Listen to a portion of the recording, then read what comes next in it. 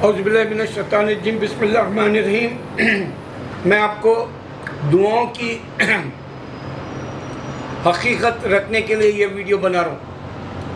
गौरतलब है कि अल्लाह ताला हमारे वज़ील्लाहों की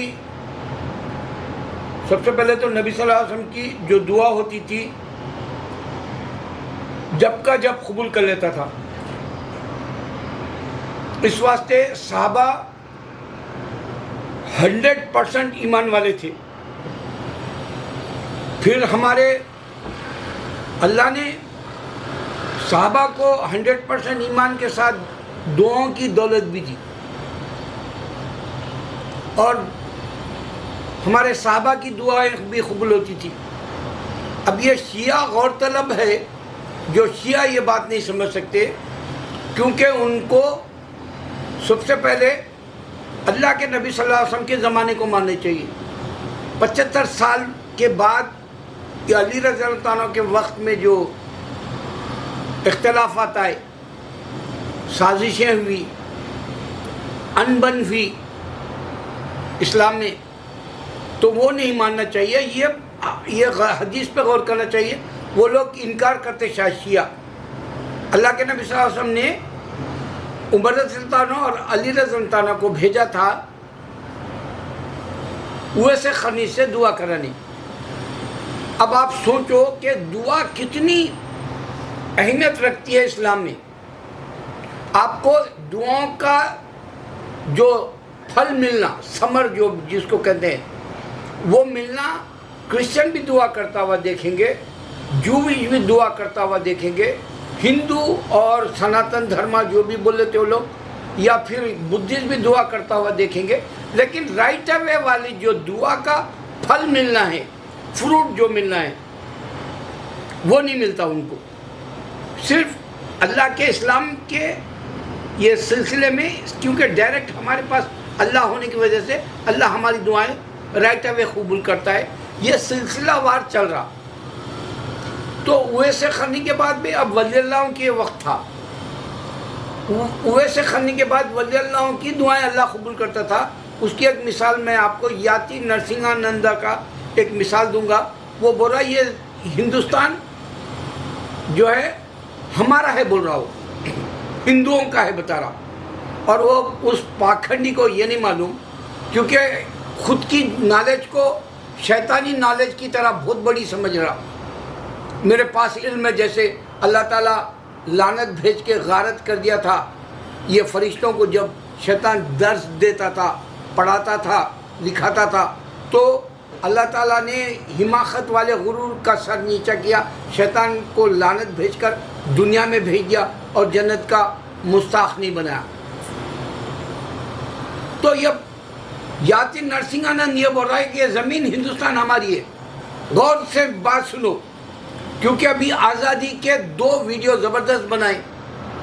एक असदुद्दीन ने बनाया जो मुसलमानों ने हिस्सा लिया, दूसरा मोहम्मद ज़ुबैर बनाया, ज़ुबैर ग्राफी जो रहता, मोहम्मद ज़ुबैर ग्राफी, ये ज़बरदस्त बनाए। ज़ुबैर के उसमें जो हमारे नामी लीडर्स हैं उनकी कुर्बानियों का जो है पिक्चर्स के साथ बताया, और खाली बयान के तौर पर असदुद्दीन ने बताया।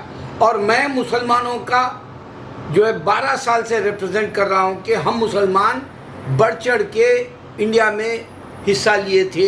मैं शॉर्ट में बताता हूँ, जैसे मोहम्मद अली जौहर, शौकत अली जौहर ये थे असल, मोहम्मद अली जिन्ना, अबुल कलाम आज़ाद, क़ायद आज़म मोहम्मद अली जिन्ना, और ये जो हमारे अब नाम जो गिनाए, मोहम्मद असदुद्दीन ने भी गिनाया, और जो है वो मोहम्मद ग्राफिक वाले ने भी गिनाया।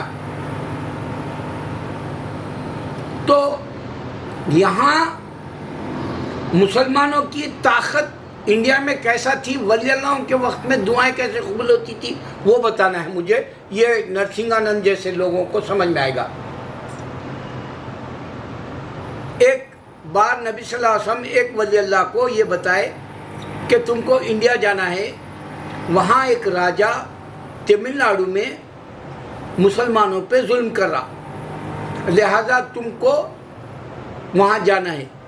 और ये नबी सल्लल्लाहु अलैहि वसल्लम के खून के सिलसिले वाले हैं, हसैन हुसैन रज़ियल्लाहु अन्हु या अली रज़ियल्लाहु, इस तरह से पंजतन के खून के हैं। इस वास्ते आप क्या करें, तमिलनाडु आए और आके वो राजा से जंग लड़ी, और वो राजा बुत परस्त था, आग परस्त।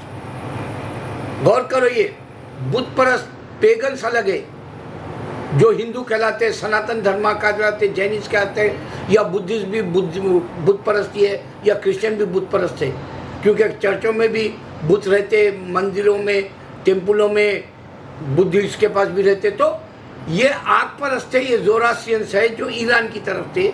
ये ईरान के इंडिया में भी है, तारीख अभी भी है। पारसी लोग हैं हमारे, बोमन ईरानी, राजू हिरानी जैसे लोग, या टाटा बिरला जैसे पैसे वाले, ये लोग आग परस्त है, आग परस्त जोरास्ट्रियंस कहते हैं इनको, फायर वर्शिपर्स।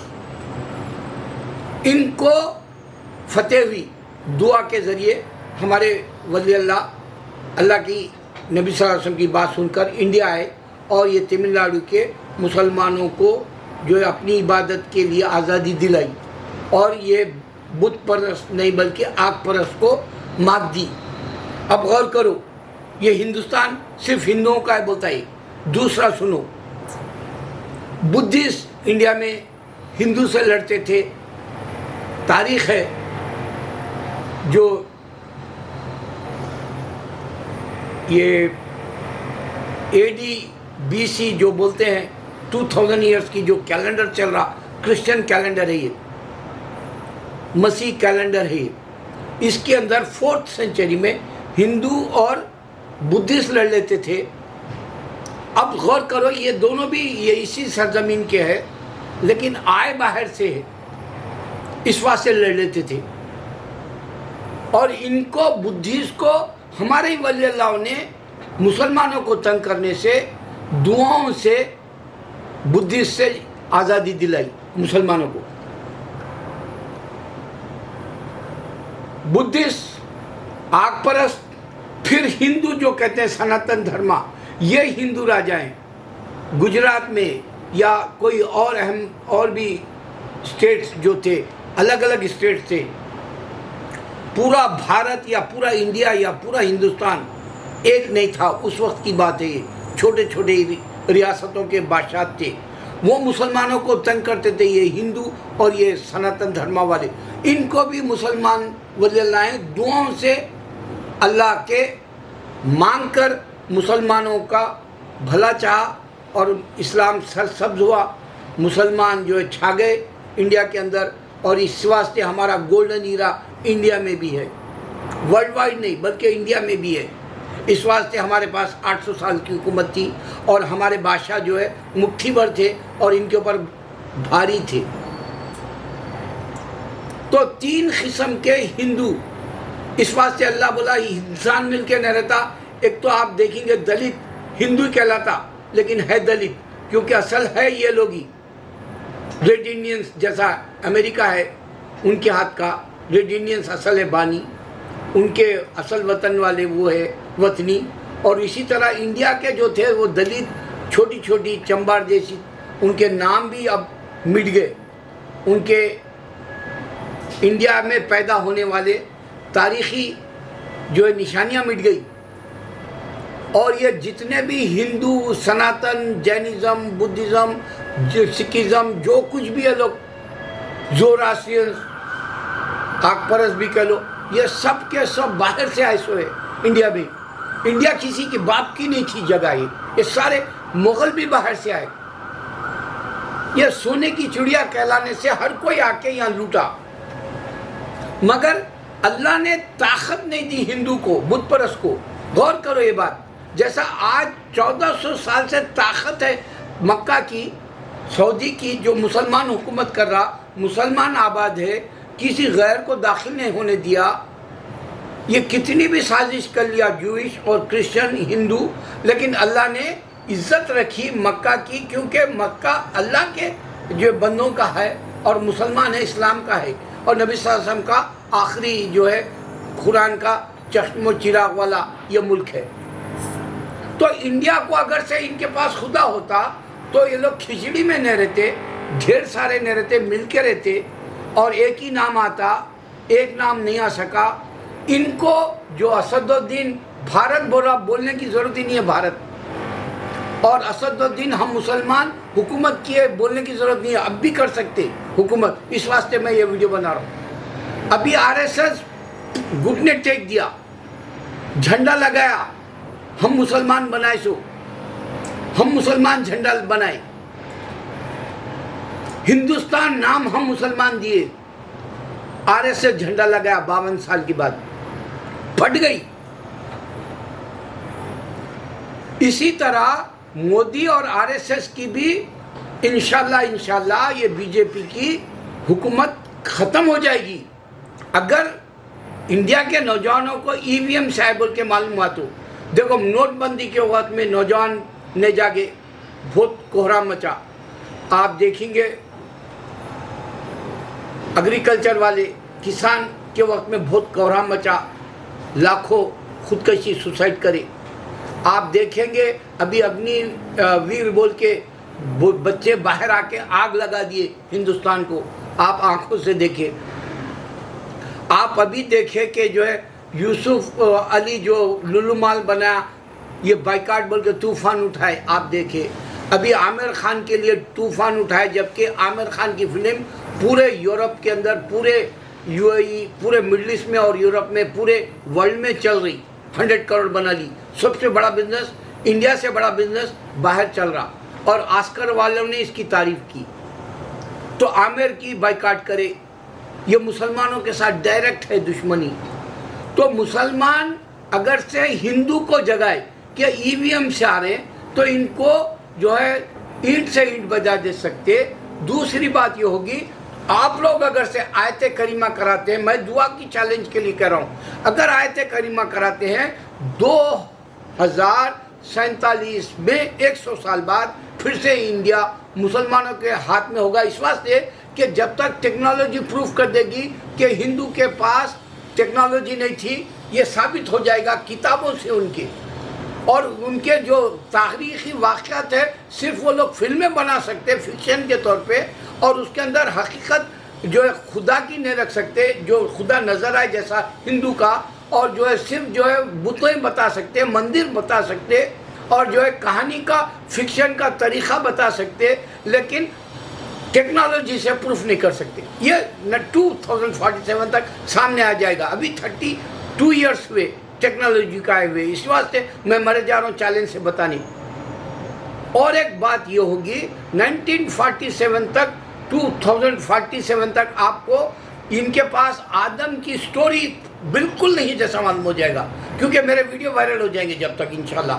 क्योंकि मैं दुआ कर रहा हूँ, 3 दुआएं मेरे पास है। एक मैं बता रहा हूँ कि मेरे वीडियोस को मैं बुक छपाना चाह रहा हूँ हर लैंग्वेज में इंडिया की, और दूसरा मैं आयत करीमा कराना चाह रहा हूँ पूरे इंडिया के अंदर, और जो है पूरे वर्ल्ड में एक मुस्लिम चैनल हो टीवी का, ये दुआ कर रहा हूँ। ये तीनों दुआएं मेरे कबूल होंगी, क्योंकि मेरे पूरे दुआएं कबूल होते हैं अल्हम्दुलिल्लाह।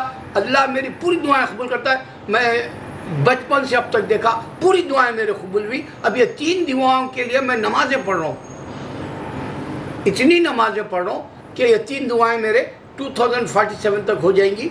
आप तब तक आदम की स्टोरी रख देंगे, हाबिल खाबिल कौन है, हवा कौन है, हवा अलैहिस्सलाम, आदम अलैहिस्सलाम कौन है, आसमानों में किस अल्लाह ने कैसे बनाया, और आदम अलैहिस्सलाम जन्नत में क्यों थे, इसकी हकीकत ये वीडियो से वायरल होके इनको मालूम होगी।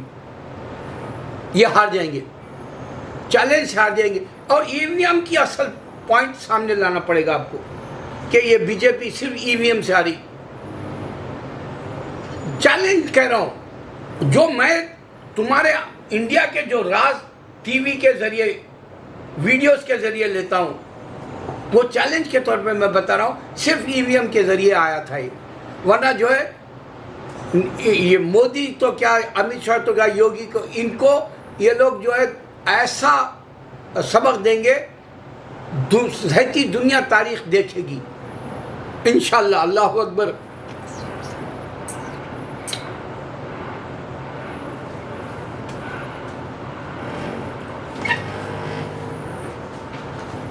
बेटे